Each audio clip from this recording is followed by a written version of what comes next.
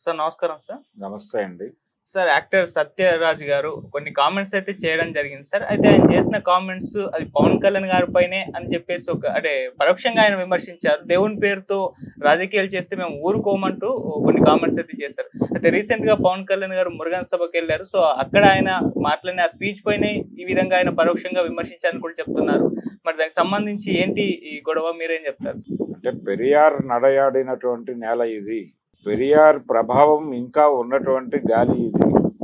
ఇక్కడ మీరు దైవ సంబంధమైనటువంటి విషయాలతో అంటే మతం పేరుతో ఏదో ప్రభావం చూపించి ప్రజలను కూడగట్టి చీల్చి ఓట్లని పెంచుకునే ఎత్తుగడలో భాగంగా మతాన్ని వాడేటువంటి ప్రయత్నం చేస్తే అన్ని చోట్ల చేస్తున్నది అదే ప్రయోగం ఇక్కడ చేస్తే అడ్డుకోవటానికి ఇంకా పెరియార్ బతికే ఉన్నాడు మా హృదయాల్లో. కాబట్టి అంత ఈజీ కాదు అనే విషయం తెలుసుకోవాలి. కొత్తగా ఇక్కడికి వచ్చి ప్రయోగాలు చేస్తున్నటువంటి నాయకులకి ఇది వార్నింగ్ అన్న టోన్లో సత్యరాజ్ మాట్లాడాడు. అది వాస్తవమే. తమిళనాడు అనే రాష్ట్రాన్ని ఎలా కబ్జా చేయాలి అని హిందుత్వ రాజకీయాలను నమ్ముకున్నటువంటి పార్టీ బలంగా భారతీయ జనతా పార్టీ చాలా ఓపెన్గా విశ్వ ప్రయత్నాలు చేస్తోంది. అందులో భాగంగా రకరకాల ప్రయోగాలు చేస్తోంది, రకరకాల కొత్త నేతల్ని అక్కడికి ప్రమోట్ చేస్తోంది. అందులో భాగంగా పవన్ కళ్యాణ్ని అంటే పవన్ కళ్యాణ్కి ఒక నేపథ్యం ఉంది. అతను సినిమా బ్యాక్గ్రౌండ్ ఉండటము, అతను నోన్ ఫిగర్ అవటము, అతని ముఖం ప్రపంచానికి కొత్తగా పరిచయం చేయాల్సిన అవసరం లేకపోవడం, రెండోది తనకు కొంత తమిళ్ తెలిసి ఉండటం, ఇది ఒక అడ్వాంటేజ్ ఉంది పవన్ కళ్యాణ్తో. ఇన్ని అడ్వాంటేజెస్ కలిసి ఉన్నాయి కాబట్టి పవన్ కళ్యాణ్ని అక్కడికి కొంచెం ప్రమోట్ చేస్తే అది కూడా కొంత వర్కౌట్ అవుతుంది. అంటే హిందుత్వ భావజాలాన్ని కొంచెం ప్రమోట్ చేసి, నిజానికి భారతీయ జనతా పార్టీ హిందూ ఉద్ధరణ కార్యక్రమం కాదు వాళ్ళ ఉద్దేశం. తన కంట్రోల్లోకి ఆ స్టేట్ని తెచ్చుకోవటం, మొత్తం దేశాన్ని తన కంట్రోల్లోకి తెచ్చుకోవటానికి హిందుత్వ అన్నారు తప్ప, వాళ్ళు హిందూ మతం ప్రమాదంలో ఉంది అని రెచ్చగొట్టారు తప్ప వాళ్ళు హిందూ మతాన్ని ఉద్ధరించడం వాళ్ళ ప్రోగ్రాం అయి ఉంటే గనక స్వామీజీలు మత ప్రవక్తలు ప్రధానులు అయి ఉండేవాళ్ళు. ఎందుకు రాజకీయ నాయకులే రాజ్యం చేస్తున్నారు అంటే వాళ్ళ ఉద్దేశం మతోద్ధరణ కాదు, మతం పేరుతో జనాల్ని యునైట్ చేయటం, ఓటర్లను సంఘటితం చేయటం, ఏకాత్మత యజ్ఞం చేశాడు ఆయన అద్వానీ గారు. ఆ ఏకాత్మ అనేది ఇప్పుడు తమిళనాడులో ఏకాత్మ యజ్ఞం చేస్తున్నారు. ఆ తమిళనాడు ఏకాత్మ యజ్ఞం కార్యక్రమంలో పవన్ కళ్యాణ్ని వాడారు. ఆయన మొన్న మురుగన్ సభకి వెళ్ళి తనకి తమిళంతో ఉన్న పరిచయము, తమిళనాడు మీద ఉన్నటువంటి గౌరవము, అలాగే తమిళులు ఆరాధ్య దైవంగా భావించేటువంటి మురుగన్తో తనకున్నటువంటి అంటే ఒక అటాచ్మెంటు, దీన్ని చెప్పుకోవడం కోసం ఆయన ప్రసంగం కేటాయించాడు. అందులో భాగంగా ఆయన ఒక మాట దొర్లింది. అది సీరియస్గా పట్టించుకోవట్లేదు, కానీ నిజానికి పట్టించుకోవాల్సిన అంశం అది. ఆ స్పీచ్ ఒక్కసారి క్లియర్గా వింటే, ఆయన తెలుగులో మాట్లాడాడు, అది తమిళ్లో ట్రాన్స్లేట్ చేస్తూ చెప్పాడు ఇంకొక ఆయన. అందులో ఒక మాట కొంచెం ఆశ్చర్యపరిచేటువంటి మాట వాడాడు ఆయన. నాకు ధైర్యము ఇవన్నీ కూడా అంటే దేన్నైనా ఎదుర్కొనే ధైర్యం ఇదంతా మురుగన్ నుంచి నేర్చుకున్నాను నేను అని చెబుతూ, నాకు మురుగన్ మీద ఉన్న భక్తి అనే బదులు మురుగన్కి నా మీద ఉన్నటువంటి భక్తి అన్నాడు ఆయన.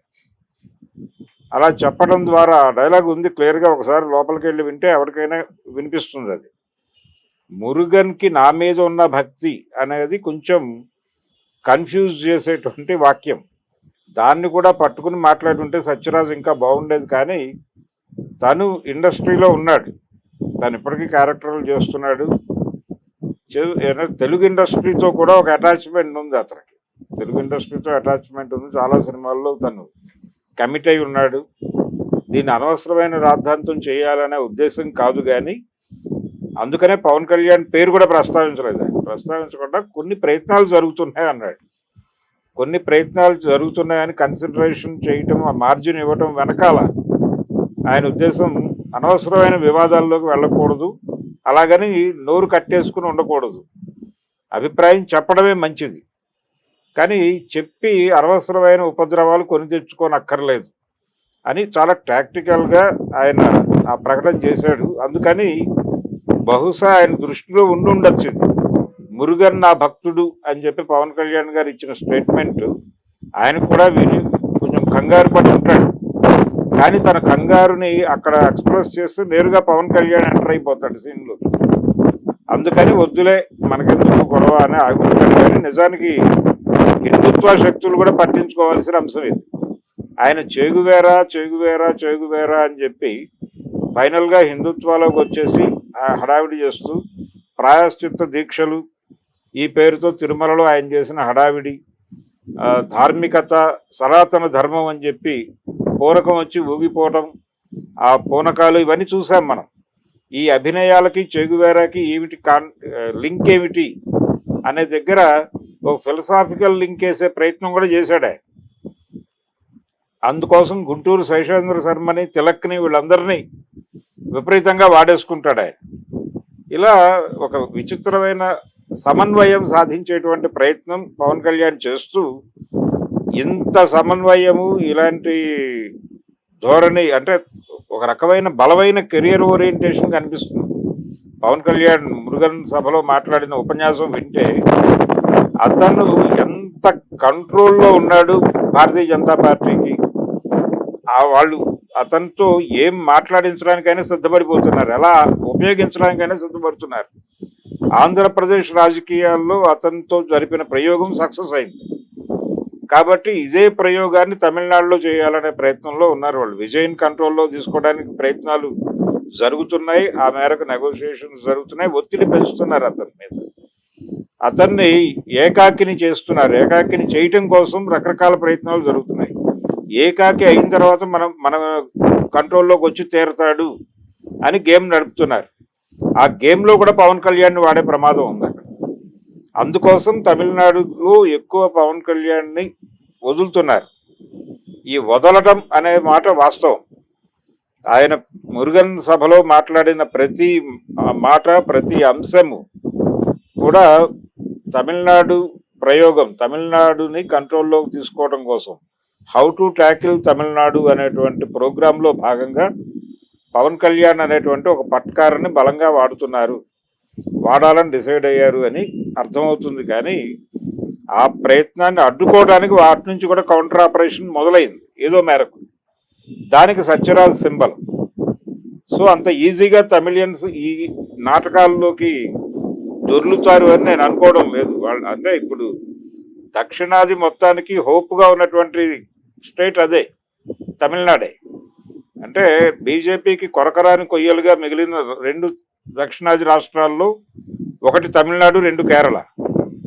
కేరళని కంట్రోల్లో తీసుకోవడానికి వాళ్ళు వేరే పద్ధతిలో తవ్వకాలు జరుపుతున్నారు. తమిళనాడు ఎలా అనే దగ్గర కొంచెం గందరగోళం ఉంది.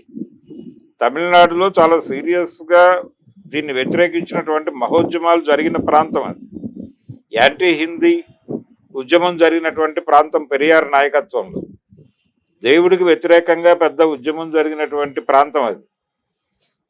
కరుణానిధి లాంటి నాస్తికుడు ముఖ్యమంత్రిగా పరిపాలించినటువంటి ప్రాంతం అది. అయితే అదే సమయంలో తమిళనాడులో ప్యారలల్గా ఈ భక్తి కల్ట్ కూడా అలాగే నడిచింది. పోటాపోటీగానే నడిచినాయి రెండు. కాబట్టి దాన్ని కొంచెం రైజ్ చేశాయి. దానికి కొంచెం ఈ మతం ప్రమాదంలో ఉంది అనేటువంటి తమ ఒరిజినల్ వ్యూహాన్ని జోడించడం ద్వారా కొంచెం ఎక్కువ ఇంపాక్ట్ క్రియేట్ చేయొచ్చు అని ఇలాంటి కన్నీరు కార్పించే ఉపన్యాసాలు చెప్పించడం అనే పనికి పవన్ కళ్యాణ్ని నియోగించారు వాళ్ళు. ఆ కార్యక్రమంలో భాగంగా ఆయన మాట్లాడేశాడు. ఆ మాటల్లో నిజానికి కాంట్రడక్ట్ చేయవలసినటువంటి పదం మురుగన్ పవన్ కళ్యాణ్ భక్తుడా అనేది తేలాలి. అది తేల్చేస్తే మిగిలిన విషయాలు తేలుతాయి. ఓకే సార్, థాంక్యూ సో అందుకని మచ్.